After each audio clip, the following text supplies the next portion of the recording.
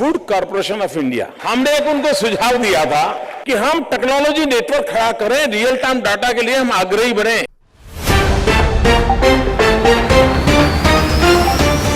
हाल ही में भारतीय खाद्य निगम FCI द्वारा मात्रा प्रतिबंध लगाने और खुले बाजार बिक्री योजना OMSS में राज्यों की भागीदारी से इनकार के जवाब में राज्य गेहूं और चावल की खरीद के लिए अल्टरनेटिव मेथड्स की खोज कर रहे हैं।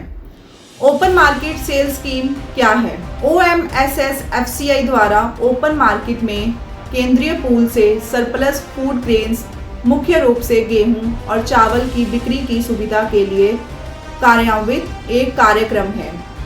इस स्कीम का उद्देश्य क्या है?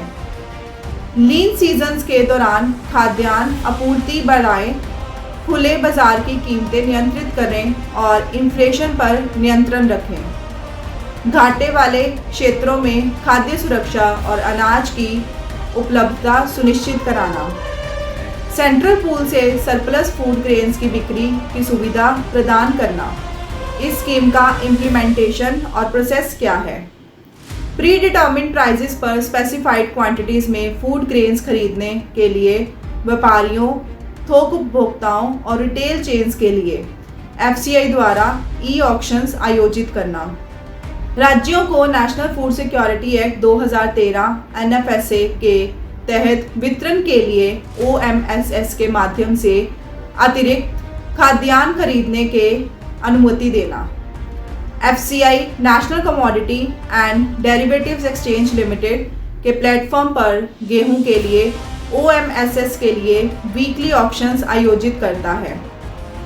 NCDEX भारत में एक कमोडिटी एक्सचेंज प्लेटफॉर्म है जो विभिन्न कृषि और अन्य वस्तुओं में व्यापार के लिए एक मंच प्रदान करता है। रीसेंट रिवाइज्ड OMSS रिस्ट्रिक्शंस क्या हैं? OMSS में हाल ही में एक संशोधन किया गया है जिसमें एक बिडर द्वारा एक ही बोली में खरीदी जा सकने वाली मात्रा को सीमित करने पर ध्यान केंद्रित किया गया है। पहले प्रति बोली maximum allowed quantity 3000 metric tonne थी, हालांकि अब इसे घटाकर 10 से 100 मैट्रिक टन कर दिया गया है। इस बदलाव का उद्देश्य छोटे और सीमांत खरीदारों को समायोजित करके व्यापक भागीदारी को बढ़ावा देना है। Discontinuation of OMSS। बहुत टाइम लगता था, जैसे स्टॉक अकाउंट मिलाना, कई बार उसके अंदर थोड़ी थोड़ी भी वेरिएशन आ जाते थे तो उसमें मिलान करने में बहुत टाइम लग जाता था। और अब जब से ये ऑनलाइन डिपो मॉडल प्रोग्राम शुरू हुआ, मेरा पूरा स्टाफ, मेरी पूरी टीम इससे बहुत खुश है। Sales to states. केंद्र ने OMSS के तहत केंद्रीय पूल से राज्य सरकारों को चावल और गेहूं की बिक्री बंद करने का फैसला किया। इसके अतिरिक्त प्राइवेट बिडर्स को अब अपनी OMSS आपूर्ति राज्यों को बेचने की अनुमति नहीं है। इस निर्णय के पीछे तर्क इन्फ्लेशनरी ट्रेंड्स को कंट्रोल करना और केंद्रीय पूल में पर्याप्त स्टॉक लेवल्स बनाए रखना है। ये सुनिश्चित करके कि खाद्य सुरक्षा दायित्वों को पूरा किया गया है, राज्यों को OMSS की बिक्री बंद कराने का उद्देश्य खाद्यान्न के डिस्ट्रीब्यूशन और एलोकेशन को सुव्यवस्थित करना है।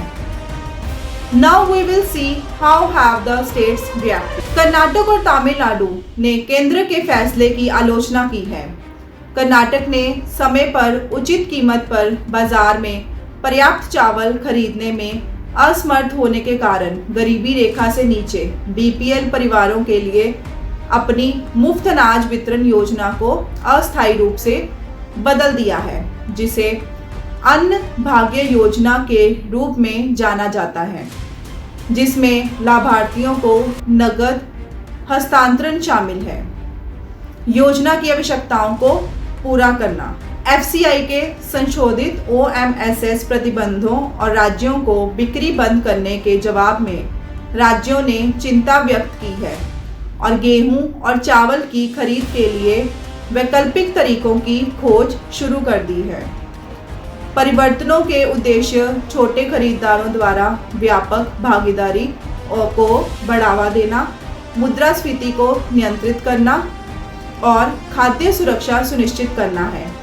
लेकिन उन्होंने कल्याणकारी योजनाओं के तहत अपने वितरण दायित्वों को पूरा करने में कर्नाटक और तमिलनाडु जैसे राज्यों के लिए चुनौतियां खड़ी कर दी हैं। जैसे जैसे स्थिति विकसित होती है, बाजार की गतिशीलता और सभी नागरिकों के लिए खाद्यान्न की पहुंच के बीच संतुलन बनाने के लिए आगे की चर्चा और समायोजन आवश्यक हो सकता है। वीडियो में दी जानकारी अगर अच्छी लगी हो तो अपने एयर न्यूज़ चैनल को सब्सक्राइब करना मत भूलें और तुरंत नोटिफिकेशन के लिए बेल आइकन पर क्लिक ज़रूर करें। धन्यवाद।